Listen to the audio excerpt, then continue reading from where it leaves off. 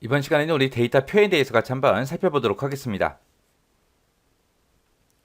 데이터 표라는 거는 특정 값의 이제 변화에 따른 그 결과값의 변화 과정을 표 형태로 그렇게 표시해주는 그런 도구를 보고 우리가 데이터 표라고 합니다. 이 데이터 표를 실행시키는 방법은 우리 데이터라는 곳에 가기 때문에 예측이라고 있고요. 거기서 이제 가상 분석에 보게 되면 데이터 표라고 있어요. 얘를 이제 선택해서 우리가 실행을 시켜주면 됩니다. 자, 그럼 요 내용도 우리 엑셀을 통해서 한번 같이 보자고요. 자, 예제 문제를 보니까 지금처럼 데이터 목록이 있대요. 데이터 목록을 이용해서 6월 달에 판매 실적의 변화에 따른 그 평균값의 변화를 구하세요라고 되어 있습니다.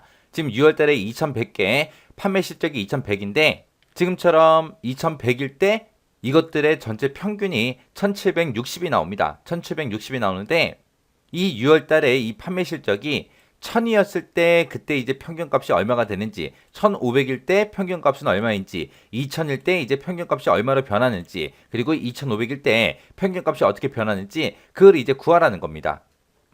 해서 6월 달에 데이터가 이렇게 변할 때 그 평균이 어떻게 변하는지 그걸 볼 거기 때문에 지금 이곳에다가 이제 평균을 구하는 그 식을 우리가 입력을 해줘야 돼요. 지금 여기서 이제 1월 달부터 6월 달까지 그때 이제 평균을 구할 때 지금 요 칸에다 구했고 여기 보게 되면 지금 이렇게 에버리지라고 해서 지금 이곳에 이 판매 실적 1월 달부터 6월 달까지 이 데이터들의 평균을 구해라 라고 그렇게 이제 식이 써져 있죠. 이 식을 우리가 요 칸에도 직접 우리가 입력을 해줘야 돼요. 그때 만약에 입력을 하지 않고 여기다 지금 평균 구해놓은 그 식이 있으니까 이거를 컨트롤 C를 해서 이 평균 구하는 곳에다가 이제 컨트롤 V에서 이렇게 입력하게 되면 이렇게 하면 안 되는 거예요.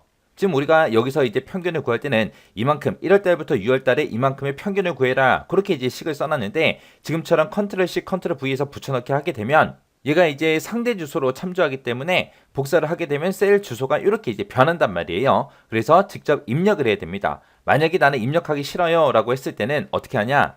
지금 이곳에 들어있는 이 식 있죠? 이 식을 그대로 이 수식 입력줄에서 컨트롤 C를 눌러서 복사를 합니다. 복사를 하고 나서 지금 이 평균 구하고자 하는 곳 있죠? 얘를 선택하고 나서 우리 수식 입력줄을 클릭을 해요. 그리고 나서 컨트롤 V를 해서 붙여넣기를 해주면 돼요.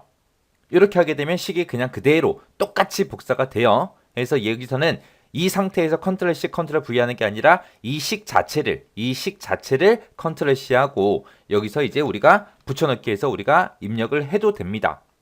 자, 지금처럼 이렇게 이제 식을 입력을 하든 아니면 지금처럼 복사를 하든 이렇게 복사해 놓고 지금 결과를 볼 곳이 지금 이곳이잖아요. 이곳에다가 이제 6월 달에 판매 실적이 이렇게 변했을 때 이제 평균이 얼마가 나오냐 그거 이제 구하는 거기 때문에 우리가 요만큼 데이터 범위 잡고 우리가 데이터 표에 들어가 주면 돼요. 그래서 지금처럼 요만큼 범위 잡아주고요. 우리 데이터라는 메뉴에 가게 되면 예측이라고 있고요. 거기서 이제 가상 분석이요. 가상 분석에 들어가서 이제 데이터 표라는 거 얘를 선택해 주면 됩니다. 그러면 지금처럼 데이터 테이블하고 이렇게 이제 대화 상자가 뜨죠.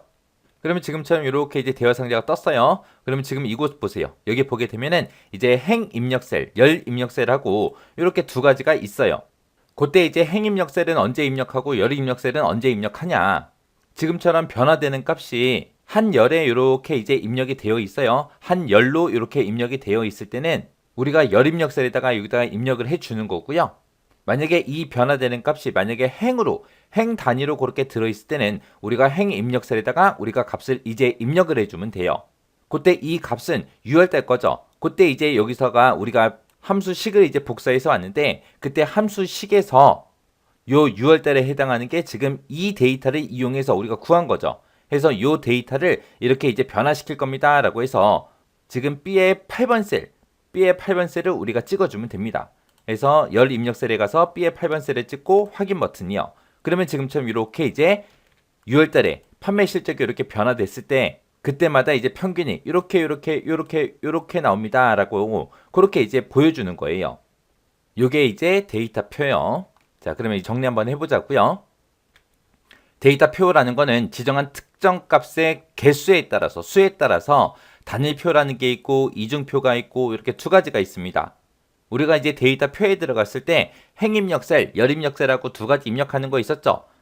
그 둘 중에 이제 하나만 입력해도 되면 그게 이제 단일표고요. 만약에 내가 행입력셀, 열입력셀 둘 다 입력해야 돼요. 그걸 보고 이제 이중표라고 합니다. 그래서 우리 데이터표의 결과값은 반드시 변화되는 특정 값을 포함한 그 수식으로 작성이 되어 있어야 된다라는 거 이거 정확하게 기억하셔야 되고요. 그리고 데이터표의 결과값 중에서 일부분만 내가 수정하겠다, 수정 못합니다. 못한다라는 거 이런 거 이제 정확하게 기억해야죠. 그리고 반드시 이런 말이 들어가 있는 것들은 꼭 기억하셔야 돼요. 그래서 데이터표가 이런 거다라고 그렇게 이제 기억하시면 됩니다.